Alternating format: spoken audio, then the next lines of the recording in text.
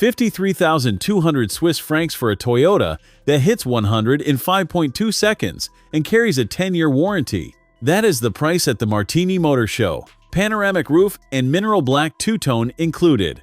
Either this is where electric crossovers should have been priced all along, or every rival with a shorter warranty has some explaining to do. The C-HR Plus earns the coupe label honestly. The roofline drops behind the B-pillar at an angle that makes most compact SUVs look like they abandoned aerodynamics.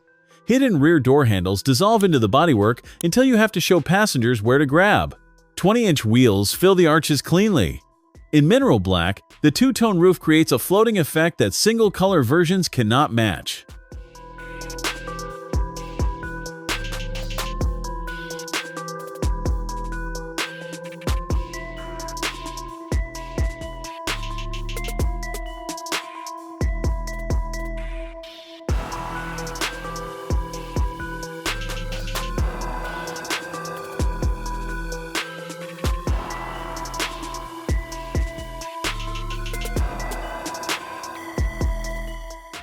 Toyota built a cabin that feels like it will outlast your finance contract.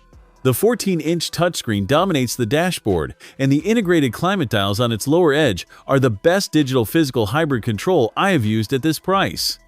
You look over a compact steering wheel to a 7-inch cluster mounted high near the windshield base. That placement is the one decision I would change. The steering wheel blocks part of the display unless you lower it completely. Dual wireless chargers and a high central tunnel with useful storage underneath complete a front cabin that the BZ4X should have had from day one.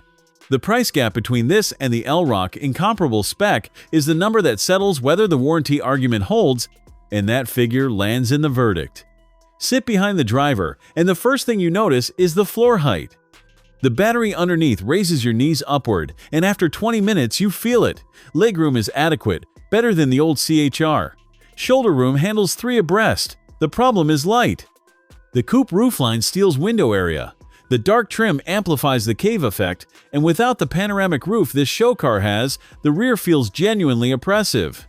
USB-C ports and rear air vents are standard, but the L-Roc gives rear passengers a brighter, more open cabin at a comparable price. That comparison is not kind. 416 liters of boot space, around 14.7 cubic feet. Smaller than the L-Roc at 470 and the EV3 at 460. For a car this long, that is the price of the styling. The load lip is low, the floor adjusts, and Toyota included a 12-volt socket and underfloor cable storage. A weekend for 2 fits comfortably. A family of 4 with a pushchair will notice the limits. I changed my mind on this car twice. The second change is the one that matters, and it has everything to do with the engine section coming next. 343 horsepower from 2 motors, all-wheel drive. 548 kilometers WLTP range, around 340 miles.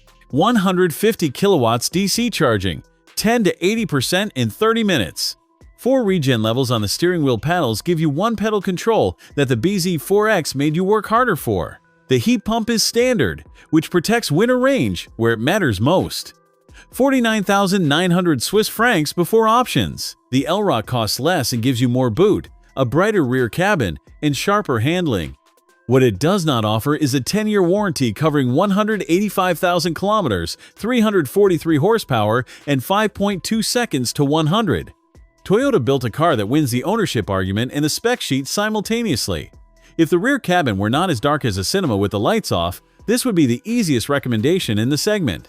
Whether that trade-off matters depends on how often someone sits behind you, and the L-Roc walkaround is the video that settles it.